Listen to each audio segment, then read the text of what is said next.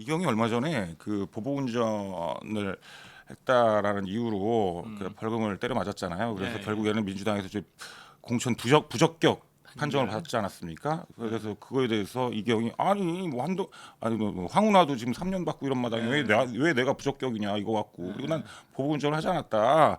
그래서 내가 대리기사를 직접 찾겠다 그러면 그때 했던 네. 대리기사를 맞아요. 예 그랬잖아요. 플랜카드 걸고 막. 그래서 결국에는 아 대리기사까지 찾았는데 알고 봤더니 민주당에서 부적격 판정을 내렸던 이유는 보복운전을 해서 벌금을 때려 맞아서 부적격 판정 내린 게 아니라 그 보복운전에 관한 재판에 대해서 보고를 하지 않았다. 아. 재판받는 과정 누락했다 그 기록을 서류를 네. 제출하지 않았다. 이래서 부적격 판정 받는 거더라고요. 아. 그거 자체가 또 코미디 아니겠습니까? 그러면 이경 씨가 그 플랜카드도 걸고 한 거는 다 네. 그냥 일종의 쇼다. 아니 그러니까 이경은 쇼거나, 본인은 이것 때문에 그건 줄 알았는데 알고 봤더니 아. 이것 때문이 아니었던 거죠. 그러니까. 근데 예. 그것도 조사 안 해보고 그러면 그런 일을 벌리나요? 아, 그러니까 본인은 그냥 당연히 이거겠거니 그러려니. 하고 생각을 했나 보죠. 뭐. 아. 예. 그래서 결국에는 뭐냐면 대리기사를 찾았지 않습니까? 네. 대리기사를 찾아서 그 김어준 방송 가서 다 그 얘기하고 대리기사한테 사실 확인서도 받았다. 변호사 김어준 앞에서. 방송에 출연됐어요? 예. 김어준은 그걸 또 출연을 시켜주나 보죠. 요즘은 뭐 네, 그렇다 치고. 또 실드도 쳐주고 하니까 리액션 해주고 하니까 예 그래서 이제 대리기사 사실 확인서까지 다 받았다. 그래서 요 사실에 대해서 서류를 다시 당에다 제출하고 이의 신청을 하겠다 해서 이의 신청을 했습니다. 그런데 민주당에서 그 이의 신청을 기각을 해버린 거예요. 그러니까 그 대리기사 찾아서 그 서류를 첨부를 했는데도 기각을 시켜버린 겁니다. 그러니까 보고를 안 한 것 자체가 문제라면서요. 네. 네. 근데 결국에는 그게 네. 아 그때 분명히 이경이 서류를 제출한다고 했거든요. 근데 당에서는 그렇게 한 거예요. 그럼 대리기사한테 사실 확인서만 첨부하지 말고 그 대리기사 속한 대리업체 있지 않느냐. 대리업체한테 내용 증명을 받아와라. 그렇죠. 예, 내용 그렇게 증명을 되겠죠. 보내라. 네. 예. 근데 그걸 안 한 거예요.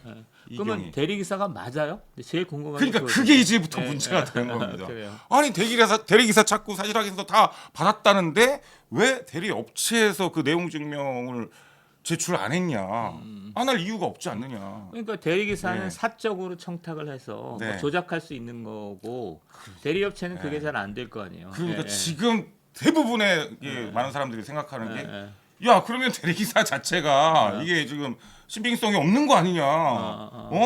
대리기사가 확실하면은 그거 서류를 제출 못할 이유가 없는데. 그렇죠. 예. 어떻게 된 거냐? 지금 이런 상황입니다. 그게 좀 지금 지난 일 아닙니까? 한 열흘은 된 거 아니에요? 그 일주일 정도. 정도 안 예. 됐나? 그런데 이 신청 기각 난 게 오늘 이제 아, 기사가 난 거죠. 예. 코미디네. 그러니까 이경 같은 경우는 요렇게까지 하면 당에서 이렇게 좀 해주지 않을까 이렇게 좀 안일하게 좀 생각을 했던 것 같고 민주당 쪽에서도 이재명 쪽에서도 이거 아무리 생각해도 이거는 자기네들이 봐도 이거는 뻥 같거든. 그렇지 않아요. 말이 안 되잖아. 그러니까 이거는 혹시라도 이 신청 이거 받아들여줬다가는 역풍 맞겠다. 좋게 얘기하면 멘탈이 장난 아니고 이경이? 나쁘게 얘기하면 예. 제정신이 아니네.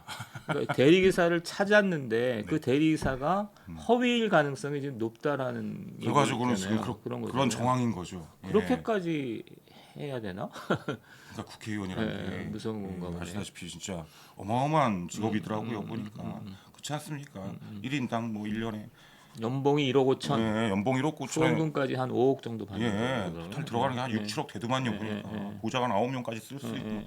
어마어마한 혜택이 있지 않습니까? 그거 아십니까 혹시? 예. 국회의원은 비행기 탈 때 비즈니스가 공짜래요. 예. KTX도 공짜고 예, 들어온 것 같아요. 대단한. 그런 혜택을 대표님은 좀 누리셔도 저는 좋을 것 같은데. 노력해 보겠습니다. 예. 그래서 아무튼 그런 소식입니다. 네. 이경 씨를 보면 이경 의원을 보면 한국의 국회의원들 수준이 네. 좀 표현하기가 좀 그런데 저는 이제 정치에 별로 관심이 없다가 네. 이제 최근에 관심을 갖고 보면 네.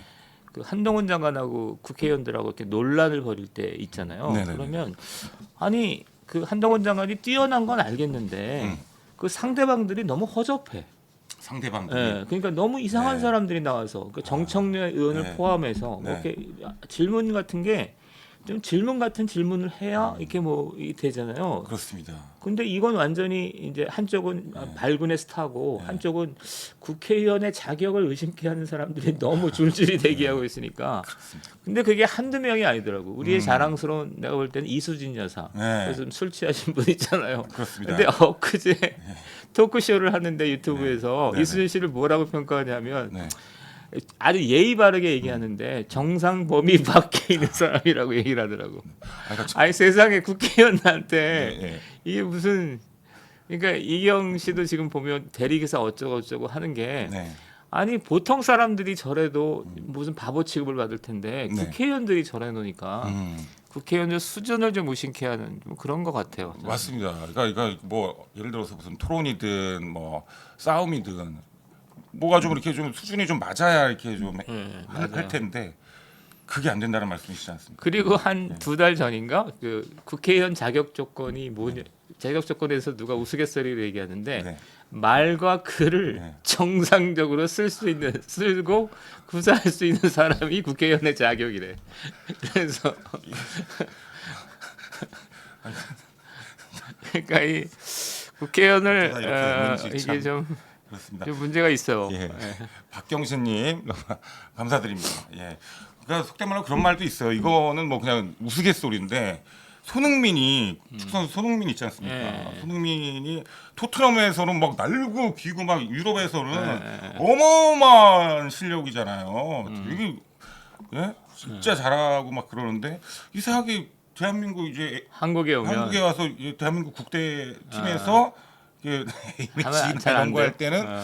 이상하게 손흥민이 왜 좀 유럽에 살 때보다 플레이가 왜 좀 그래 보이냐 이런 얘기를 사람들이 한대요. 근데 어떤 사람들은 그런 얘기를 하더라고. 그게 왜 그러냐면 유럽은 손흥민을 받쳐주는 애들이 아. 그 정도 손흥민만큼의 수준이 되는데 아. 대한민국은 좀 그거보다는 좀 덜해서 그렇겠죠. 네, 이건 뭐 손흥민 혼자 잘하면 뭐하냐 옆에서 이게 좀 받아주는 애들이 좀 제대로 해야 되는데 그게 안 되니까 그런 거 아니냐 이런 얘기도 있더라고 보니까. 아니 제가 대한민국 선수들 비하하는 게 절대 아니고 예, 그런 측면이 있겠죠. 네, 아무래도. 그렇습니다. 오늘 호주전 꼭 승리를 기원합니다. 아 오늘 호주랑 게임 하나 보군요. 네, 사이다이님 너무나 감사드리고 국회의원 수준이 국민 평균보다 낮다라는. 그렇습니다. 저는 좀 그래서 그런 생각도 들어요. 국회의원을 이제 어떤 뽑는 어떤 그런 기준이나 이런 인식에 대해서도 좀 뭔가 좀 이제는 좀 바뀌어야 되지 않나라는 좀 생각이 드는 게 이제까지 어떤 대한민국의 국회의원이라는 건 초엘리트라는 그런 분들이 주로 하시지 않습니까? 예. 이건 뭐 대표님 그러니까 왜냐하면 대표님 같은 경우는 초엘리트면서 필드에서 많은 것을 경험하시고 많은 것을 겪으셨잖아요.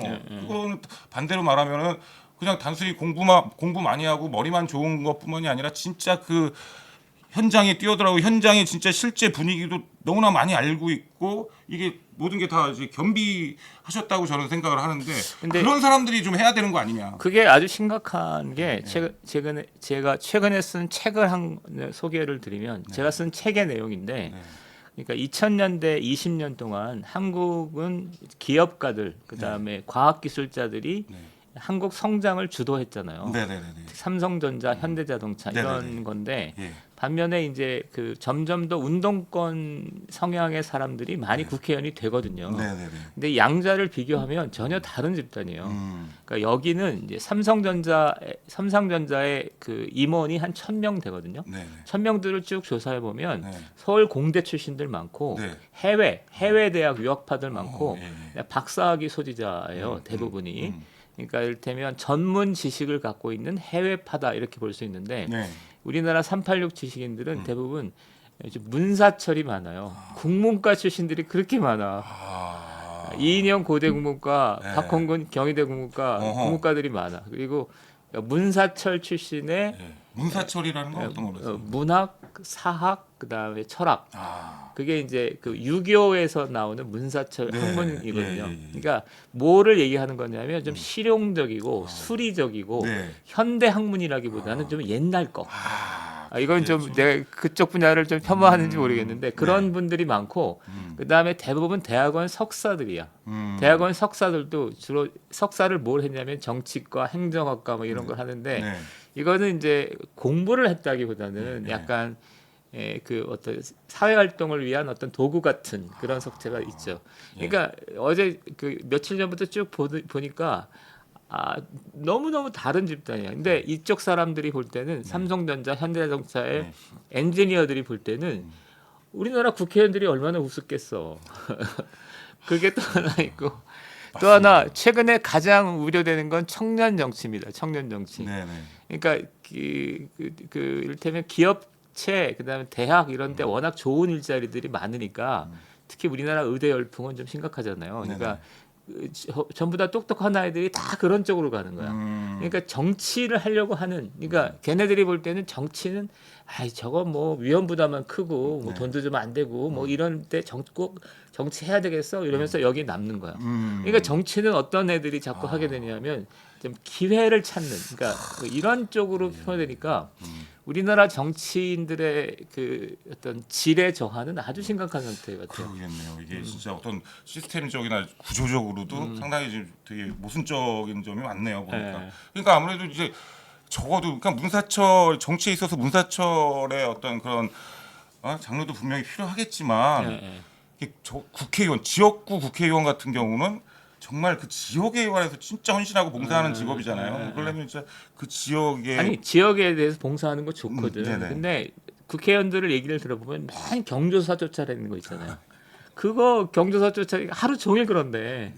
그러니까 지역의 현안을 연구하고 뭐 이런 게 아니라 가서 형님 뭐 이래가면서 그러니까 예. 예 그래서 그러니까 지역을 위해서는 정말 그 실용적인 엘리트가 지역구 의원이 좀 돼야 되는 거 아니냐 좀 이런 생각이 좀 들었습니다.